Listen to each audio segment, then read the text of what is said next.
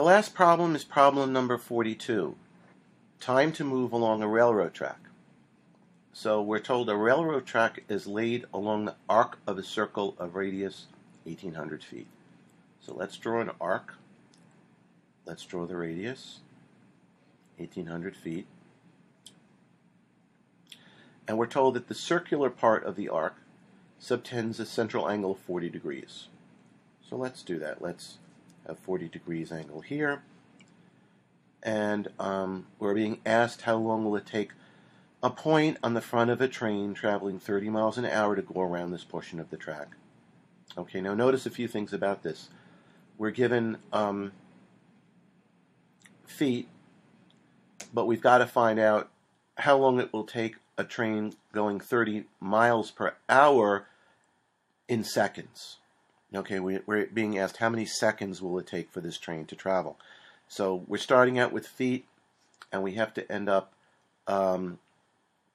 going from miles per hour, and we also have to deal with seconds. So let's figure out how long this track is, and let's figure out, let's start there.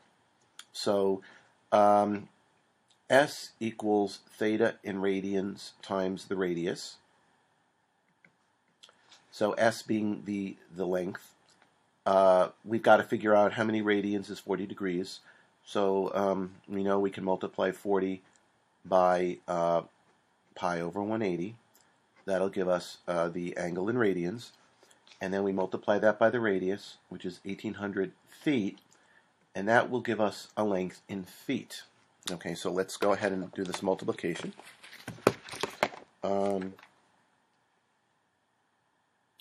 So, let's see, 40 times pi, I'll show you as I'm doing it, times pi, times 1,800, well, actually, we could see 1,800 and 180 nicely cancel out to give us 10.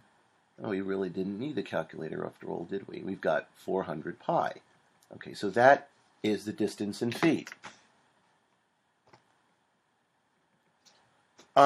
So now we have a railroad car that's going 30 miles per hour,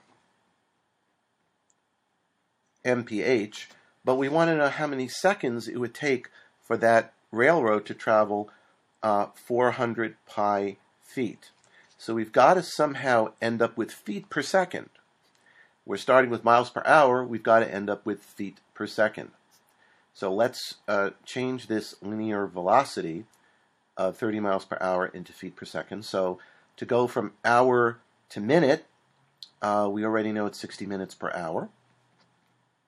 We already know it's 60 seconds per minute.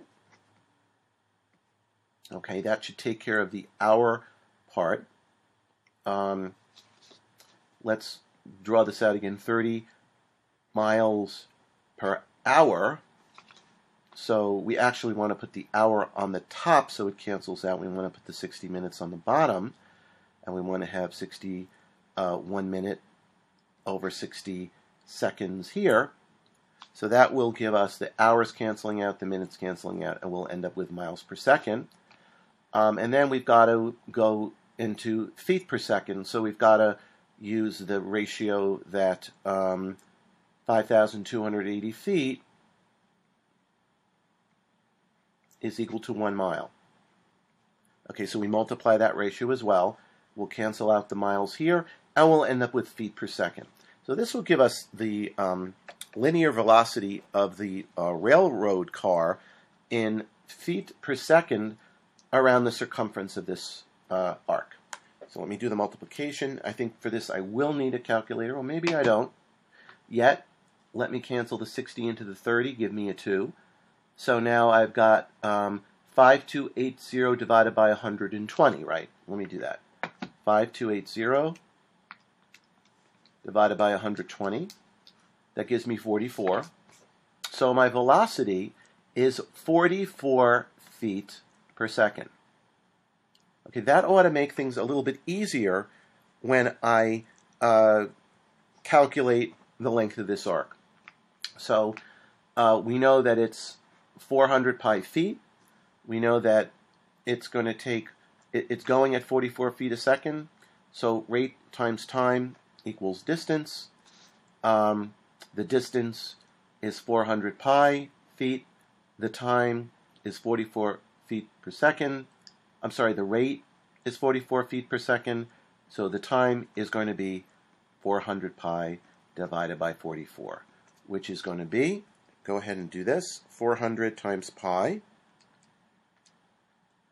divided by 44 is 28.559, 28.56. They say approximately 29 seconds. Okay.